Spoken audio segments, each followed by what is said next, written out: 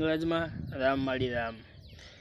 દોસ્તો, સેવાનું કાર્ય કરતા જેને આવડતું હોય એ જ કરી કે, અને જે નહીં કહેતા કે જેના હૃદયની અંદર ભગવાન વસી જાય એ નહીં સેવા કરી શકે છે।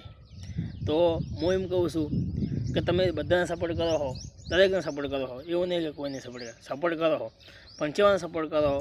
ડાન્સ કરતા હોય, કોઈ બી નાચતા હોય એને સપોર્ટ કરો હો, પણ અમારે જે સેવા કરવાવાળા માણસોને કોઈ સપોર્ટ કરતું નહીં।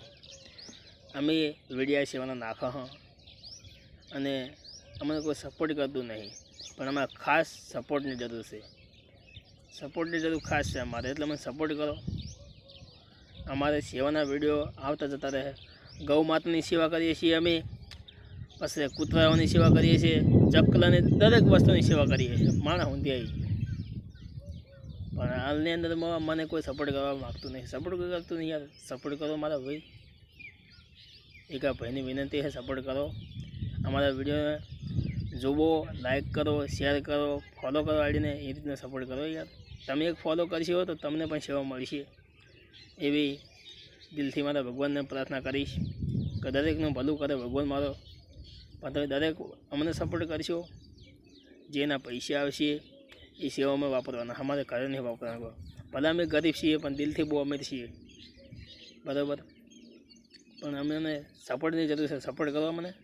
ફેસબુકમાં કરો, યુટ્યુબમાં કરો, ઇન્સ્ટાગ્રામમાં કરો, પણ સપોર્ટ કરો અમને મારા ભાઈ।